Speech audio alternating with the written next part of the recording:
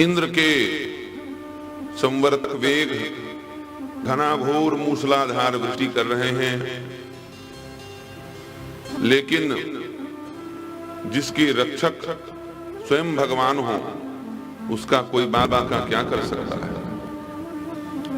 सारे ग्वाल बाल गाय बछड़ों छकड़ों के सहित गिरिराज गोवर्धन की छत्र छाया में पूर्ण रूपेण सुरक्षित हैं।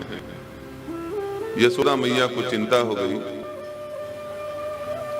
भाई मेरा लाला बड़ा छोटा है, अभी इसकी आयु ज्यादा नहीं है, छोटी मोटी कोई चीज उठाए हो तो बात लग।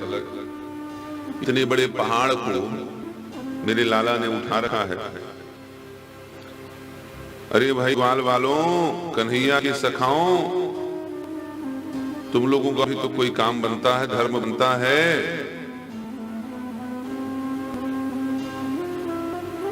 कि अपने रक्षा करने वालों की, अपने रक्षा करने वाले की कुछ चिंता व्यक्त करो, शुभ चिंता करो। 7 दिनों से ये एक पर में खड़े हैं,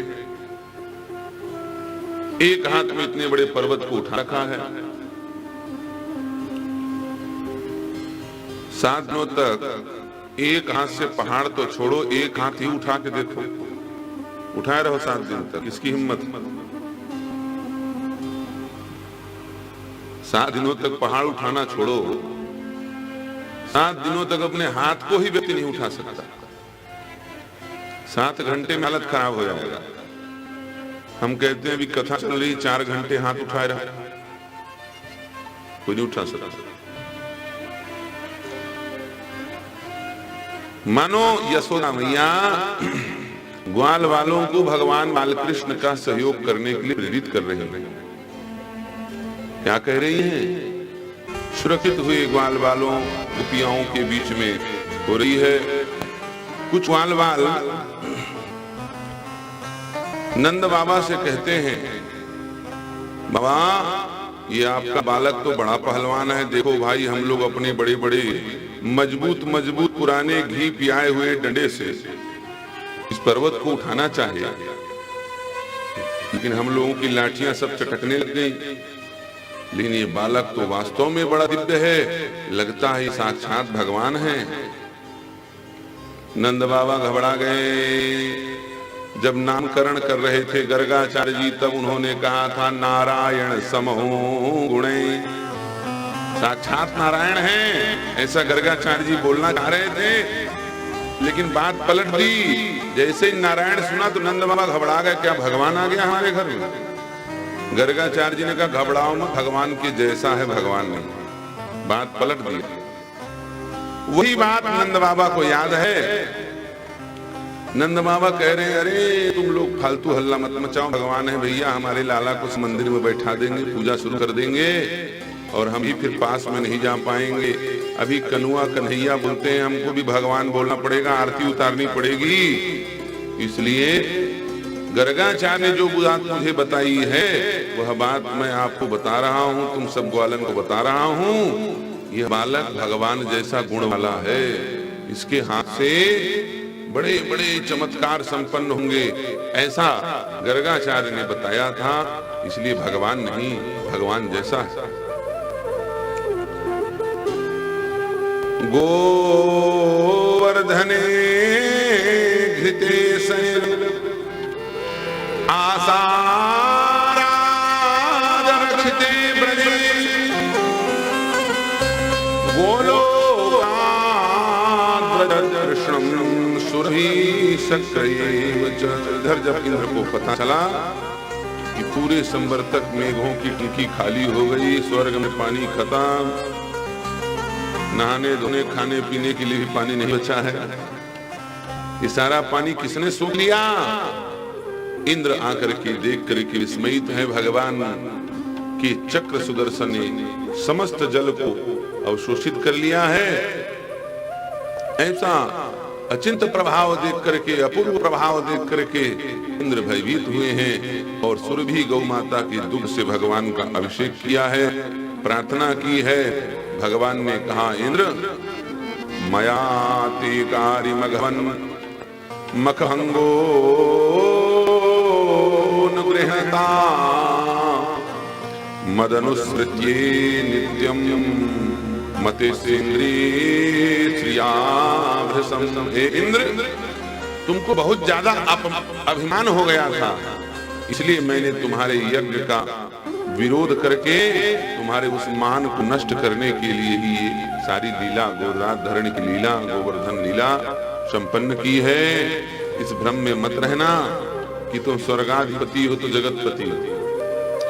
स्वर्ग का राजा भी